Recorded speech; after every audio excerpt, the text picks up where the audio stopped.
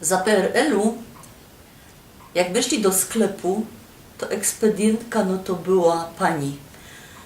Ona właściwie mogła i robiła wszystko, co chciała, a po takiemu, że towaru było mało. Rzadko kiedy się kierośliła na uprzejmość, przeboczcie te kiery uprzejme były.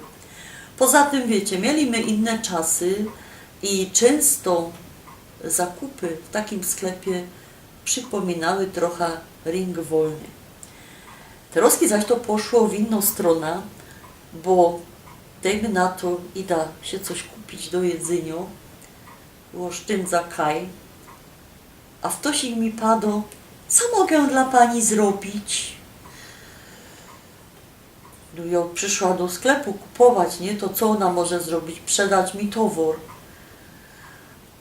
Albo takie cosik. Czym jeszcze mogę pani służyć?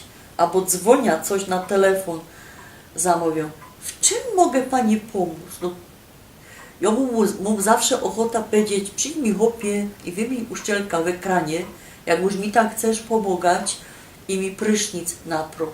Dzwonia po jedzenie, a się mnie pyta, w czym mi on może pomóc. Aha, no i śmieci mi możesz wyciepać. To jest takie trochę, ta uprzejmość poszła w stronę, która nie jest ani stroną prawdziwą, ani stroną pasowną do tego, co ja czy ktokolwiek inny chce w tym danym miejscu załatwić. Ale bardzo mnie nerwuje coś innego. Słowo kocham cię. Po śląsku przoć. Dawniej, jak chłop babie powiedział, że i przoje, to było na zawsze. I on to powiedział roz i ten roz miał styknąć i to było wiążące. A te rozki tego słowa używają wszyscy i do wszystkiego.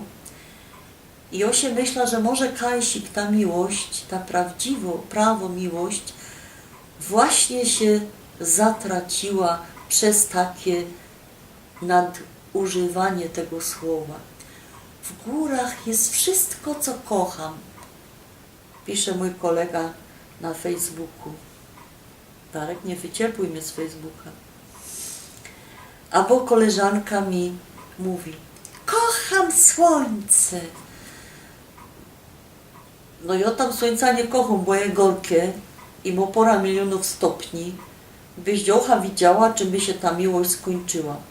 Najbardziej mnie jednak nerwuje takie amerykańskie podejście do tego słowa. Oni tam, te dziecko mu 18 roków się wyprowadzą od rodziców. Nie, żeby padała, że to jest złe, ale moim zdaniem trochę za wcześnie. Ale jak dziecko wyłazi do szkoły, albo kajsik, mama go obejmuje, kocham cię, kocham cię, kocham cię.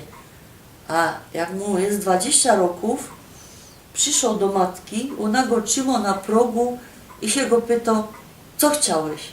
Ona go nie wpuszcza, rań, bo to tak choby cudzy, choby briefträger albo w to. I na koniec pokochasz ten smak.